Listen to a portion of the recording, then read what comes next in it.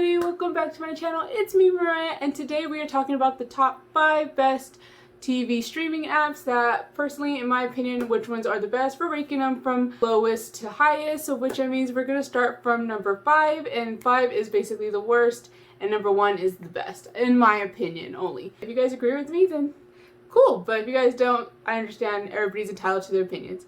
Further ado, let's get started. Starting on number 5 on our list is going to be Netflix. And I know, guys, Netflix's been around for a long time, and trust me, I loved Netflix at first too, but I gotta admit, 2021, Netflix ain't doing so well. It's kind of like, you know, I started like detaching from it. Like, I know, that was where I started binge watching all my TV series, especially when it came to anime, like dramas, like Vampire Diaries, Inuyasha. Like, Netflix was my game. Like, you know, I always watched it. It was my buddy, but now, sadly, it fell off. I am no longer using Netflix. And when it comes to cost, Netflix kind of throws you for a loop. They keep changing their prices and they get higher. And I'm not cool with that. Like, you know, like, just stick to one good price. Netflix has 3 different prices. So starting from $8.99 a month, $13.99, and $17.99. So basically basic, standard, or premium.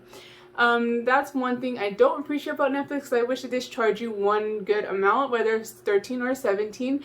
I mean, come on, if you're gonna pay for something, you guys know you're gonna use it all the time. It's worth it.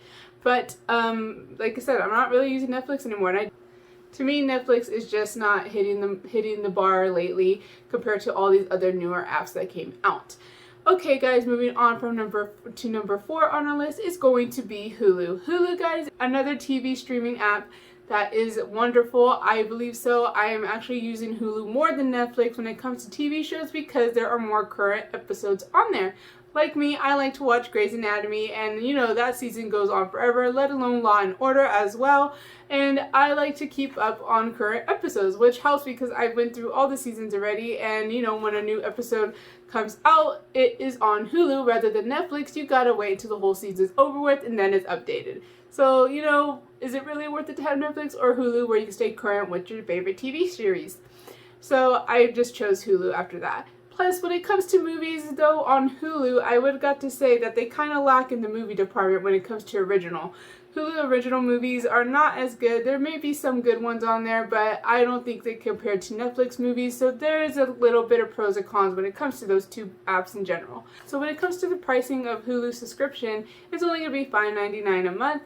You could pay more, I believe. I don't really remember what the price was, but you could pay more if you don't want the commercials in there. But for me personally, commercials don't bug me that much. Other than that, we're moving on to number 3 on our list, which is HBOmax. HBOmax, I give it 3rd on my list because, guys, I actually love it. I think this one is actually worth your subscription because I am a movie buff, and if you're a movie buff like me, this one is worth it. Especially now with the COVID-19, we're not allowed to go sit in movie theaters anymore unless they're open near you. That's amazing, but here in Sacramento, not so much. We just have the drive-ins, and the drive-ins aren't as fun as actually sitting in a indoor movie theater environment because it's just a whole different atmosphere, and plus you have all those speakers and surround sound surrounding you.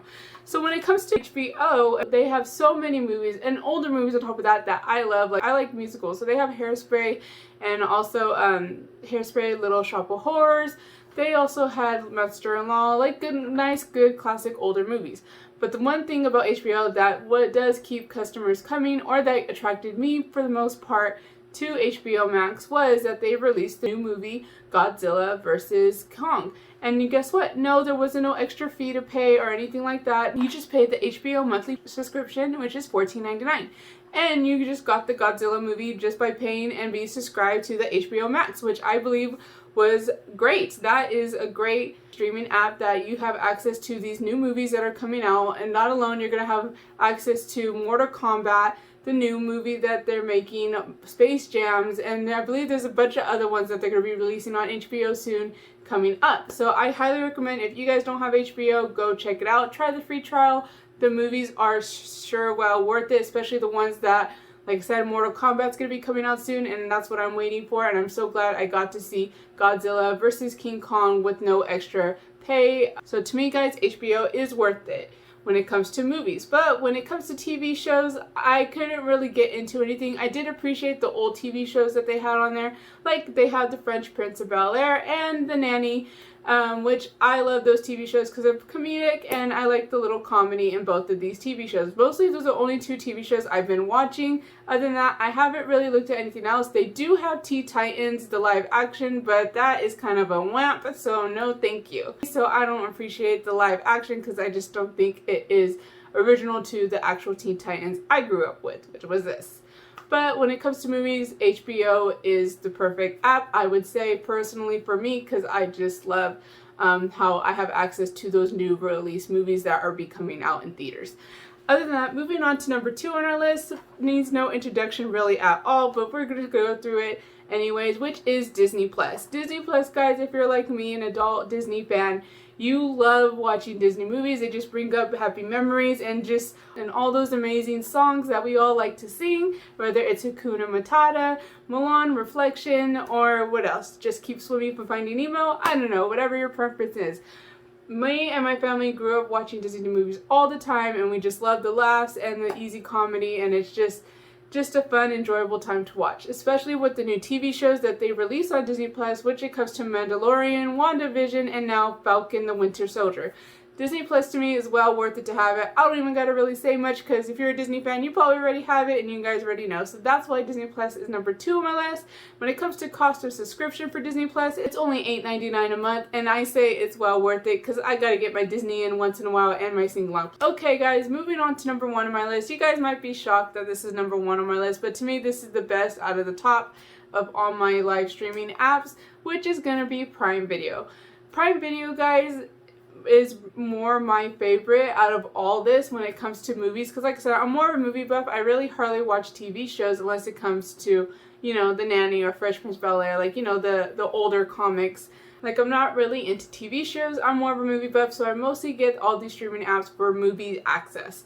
When it comes to Prime Video, they just have more of the genre I'm looking for. I like drama. I like true story-based movies. I also like suspenseful movies. And when it comes to suspense movies, Amazon Prime got my back on that, because I gotta say, guys, they have so many creative movies. They have great movies when it comes to twists and dramas and suspenseful movies, which I love, and that's the kind of genre I look for, which is a movie with a certain kind of twist on when you don't see anything coming. That's the kind of movies I'm into, and they have more of that genre. When it comes to TV shows on Amazon Prime, they also have great ones too when it comes to suspense and drama as well, which is them, and it is a very suspenseful and very creative TV show. I love it. I just started it not too long ago, and I'm halfway through it already.